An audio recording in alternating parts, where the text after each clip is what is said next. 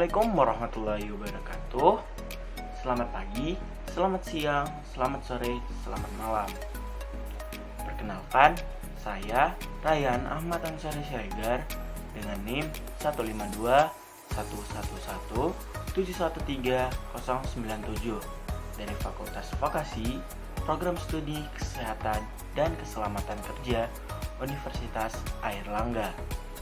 Nah, pada video kali ini saya akan menjelaskan tentang identifikasi bahaya dan risiko serta pengendalian risiko di lingkungan proyek Jalan Tol Tebing Tinggi Prapat Ruas Serbelawan Pematang Siantar.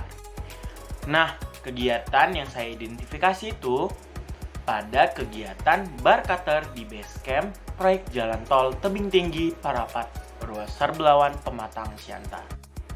Nah, pada video kali ini saya akan menjelaskan hazard, risiko, dan pengendalian risiko.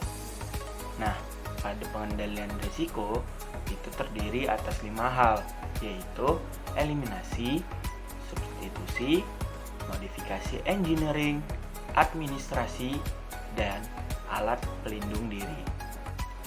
Nah, untuk hazard pada Barkater yaitu ada hazard mekanik, electrical, fisika, biologi, ergonomik, dan psikologi. Nah, untuk kegiatan Barkater di base camp proyek Jalan Tol Tebing Tinggi Prapat Ruas Serbelawan Pematang Siantar. Untuk hazardnya itu ada hazard mekanik. Nah, hazardnya itu mengangkat besi dengan jumlah yang banyak. Risikonya tangan mengalami sakit atau cedera. Nah, untuk pengendalian risikonya itu sendiri, yaitu pada eliminasi, mengangkat besi dengan tangan. Mengeliminasi, mengangkat besi dengan tangan. Lalu selanjutnya substitusinya, substitusi tidak perlu dilakukan dalam hal ini. Lalu pada modifikasi engineering, membuat alat yang dapat memudahkan mengangkat besi. Lalu pada administrasi, membuat rambu-rambu tentang bahaya di daerah workshop fabrikasi. Lalu selanjutnya pada APD menggunakan gloves dan APD lain yang sesuai dengan APD workshop fabrikasi. Lalu selanjutnya pada hazard electrical, yaitu ada kabel terkelupas pada mesin Barkater. Resikonya tersengat listrik akibat terkelupasnya kabel. Untuk pengendalian resikonya itu sendiri, eliminasi penggunaan kabel dalam mesin cutter bar. Lalu selanjutnya pada substitusi mengganti kabel yang terkelupas dengan kabel yang layak dan diperhatikan perawatannya.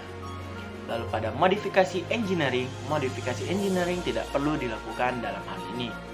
Lalu pada administrasi memberikan edukasi mengenai akibat dari tersengat listrik dan membuat rambu-rambu. Lalu pada APD menggunakan APD yang sesuai dengan yang tertera di lapangan. Lalu selanjutnya masuk ke hazard fisika, yaitu suhu yang panas. Resikonya dehidrasi akibat kerja. Untuk pengendalian resikonya, yaitu mengeliminasi pekerjaan yang terkena matahari langsung. Lalu pada substitusinya, substitusi tidak diperlukan di kegiatan ini. Lalu selanjutnya pada modifikasi engineering, membuat tempat peneduh untuk melindungi diri dari suhu yang panas. Lalu pada administrasi menambahkan stasiun minum untuk para pekerja agar tetap terus terhidrasi. Dan mengedukasi bahaya dari terkena panas secara langsung, panas matahari. Lalu pada APD-nya menggunakan APD yang sesuai dan yang tertera. Lalu masuk ke hazard biologi. Untuk hazard biologi itu ada penularan penyakit dari pandemik yang terjadi, yaitu tertular virus COVID-19. Untuk eliminasinya itu sendiri, menghilangkan virus dengan cara membersihkan dengan desinfektan setiap hari agar bersih dari virus. Lalu substitusinya tidak perlu dilakukan dalam hal ini. Lalu pada modifikasi engineering, membuat jarak antar pekerja dengan jarak 1 meter sehingga tidak terjadi hal yang tidak diinginkan. Lalu pada administrasinya mengedukasi tentang bahaya virus yang melanda, sehingga para pekerja dapat mengerti dan paham. Lalu pada APD-nya menggunakan masker saat bekerja. Lalu masuk ke hazard ergonomi. Nah, hazard ergonomi ini ada berdiri dan melakukan posisi membungkuk terlalu lama saat bekerja.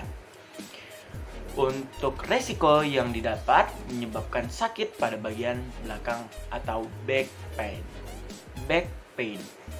Untuk eliminasinya itu mengeliminasi pekerjaan dengan menyebabkan berdiri dan bungkuk terlalu lama. Lalu pada substitusinya ini tidak perlu dilakukan. Lalu untuk modifikasi engineering membuat meja seukuran tinggi manusia sehingga lebih ergonomik dan proporsional. Lalu pada administrasinya mengedukasi tentang bahaya dari back pain untuk para pekerja. Lalu pada APD-nya menggunakan APD yang sesuai dengan yang tertera. Lalu selanjutnya untuk psikologi, beban kerja yang diberikan. Untuk resiko yang didapat, pekerja mengalami stres dalam pekerjaan. Untuk eliminasinya, itu menghilangkan beban kerja yang berlebih pada pekerja. Untuk selanjutnya, pada substitusi, membuat pekerjaan lebih ringan untuk pekerja. Lalu pada modifikasi engineering, membuat job desk untuk para pekerja. Lalu pada administrasi, mengedukasi bahaya tentang stres saat bekerja. Lalu pada APD tidak diperlukan dalam hal ini. Selanjutnya, yaitu ada kelelahan akibat kerja, akibat waktu kerja yang lama. Risiko yang didapat menyebabkan pekerja menjadi tidak fokus dalam bekerja. Untuk eliminasi, menghilangkan jadwal kerja yang sangat lama karena mempengaruhi psikologi dari pekerja itu sendiri. Lalu pada substitusi, meminimalisir pekerjaan dan membuat job desk pada pekerja agar bisa terbagi dalam pekerjaan yang akan dikerjakan. Lalu pada modifikasi engineering, membuat ruangan yang nyaman dan aman sehingga tercipta suasana kerja yang cukup untuk pekerja sehingga terhindar dari hal-hal yang tidak diinginkan. Lalu pada administrasi, mengedukasi pekerja tentang bahaya dari bekerja dengan ketidakfokusan terhadap pekerjaan karena terlalu lelah dan untuk membuat tempat istirahat untuk pekerja. Lalu untuk APD tidak diperlukan dalam hal ini. Nah, terima kasih sudah mau mampir dan melihat video saya. Mohon maaf jika isi video masih banyak salah dalam penyampaian ataupun isi dari materinya. Jangan lupa like dan komen videonya. Terima kasih.